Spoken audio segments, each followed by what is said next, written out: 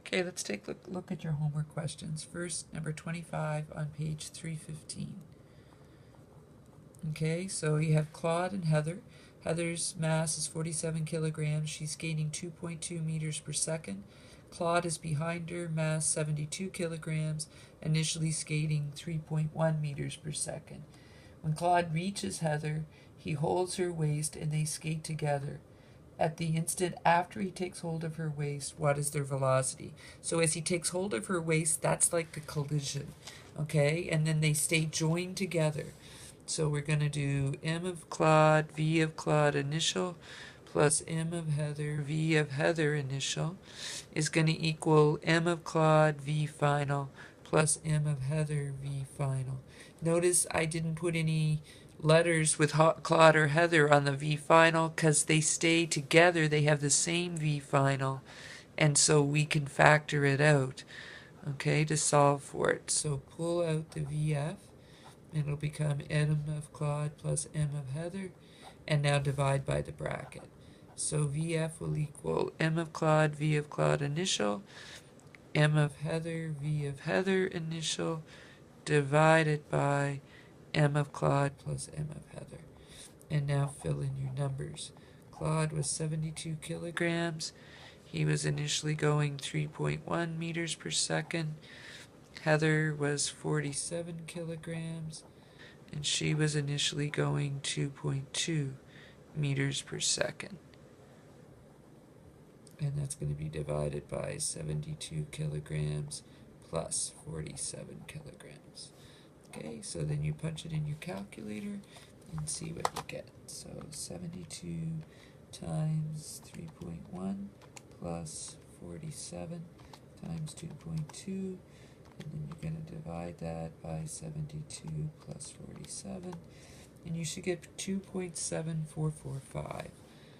2.7445 meters per second, and the direction will be the same as the original. Okay, so that's it for number 25. For number 26, you have two carts, in an amusement park, two wrecker cars, and they're heading towards each other. The book was a lot nicer than I would be. They not only told you towards each other, they even put a negative on this velocity. I won't ever do that. I'll expect you to put the negative on yourself. But they join together after the collision, and they want to know, just like the above question, what's their final velocity after the collision. So MAVA initial plus MBVB initial is going to equal MAV final plus MBV final. And again, over here, you're going to factor out the V final, so it'll be MA plus MB. This side stays the same, and now you're going to divide by the brackets. So VF equals MAVA initial plus MBVB initial divided by MA plus MB. And now fill in your numbers. MA was 375 kilograms. Initial velocity was 1.8 meters per second. B was 422 kilograms, and initial velocity was negative 1.4 meters per second, and then all of that gets divided by 375 kilograms plus 422. Okay, so now all that's left is type into your calculator. So 375 times 1.8, and then 422 times 1.4 with the negative, and then divide that by 375 plus 422. And you end up getting a very small amount of 0.10565 meters per second. It works out to be positive, so it means direction of A. Okay? So that's it for that page. Next page has a cannon and a cannonball. And initially, the cannonball is inside the cannon, and they are at rest. So the initial velocities of both are 0. afterwards, the cannon fires the ball. So this 49.8 meters per second is the final velocity of the ball. And it's asking you to find the final velocity of the cannon. Now I know some of you might have gotten messed up because it says, what is the initial velocity of the cannon the instant after it fires the ball? But what it means is later, after it fires the ball and it starts to move backwards, the friction and stuff between the wheels are going to slow it down. So it's saying the initial velocity right after the collision. So they really do want the final velocity of the cannon after the collision.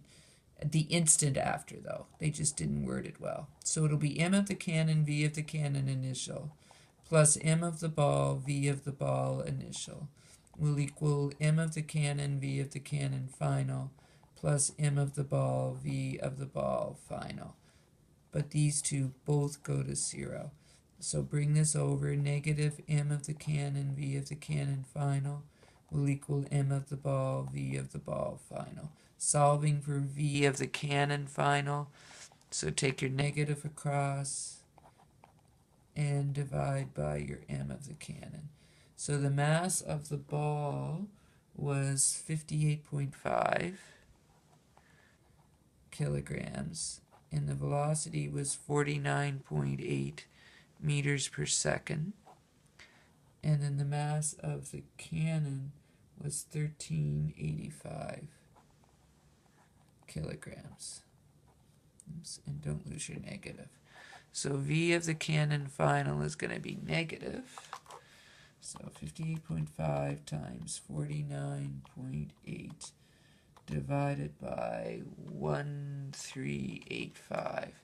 So you end up getting a velocity of 2.0884 meters per second. The negative means south because the ball was going north. Now this is quite a big velocity for a cannon. Wonder how many balls they had to shoot before they realized probably not a good idea to stand directly behind it. That maybe they should stand beside it when they were using it, because you could definitely get run over at that velocity. And when you get run over by something that's 1,385 pounds, it's not going to be good. All right, number 28. So number 28, you're standing on inline skates and you're holding a rock. The inline skates will allow you to go in the opposite direction. So you're going to fire this rock with a velocity of 3.8 meters per second west, and it wants to know what's your velocity. Again, the initial of the rock and the initial of you is 0. And what they gave you was the final of the rock, and they're asking for the final of you. So again, m of the rock, v of the rock initial, m of u, v of u initial will equal m of the rock, v of the rock final, m of u, v of u final. Both of these go to 0. Bring 1 over, so m of the rock, v of the rock final will equal m of u, v of u final. Divide both sides by your mass. So your final velocity will equal negative m of the rock, v of the rock final over your mass. So negative, the rock's mass was 1.7 kilograms. You were throwing it with a speed of 3.8 meters per second. And your mass was 57 kilograms. And so punch these in the calculator, and you're going to get negative 0.7 times 3.8 divided by 57.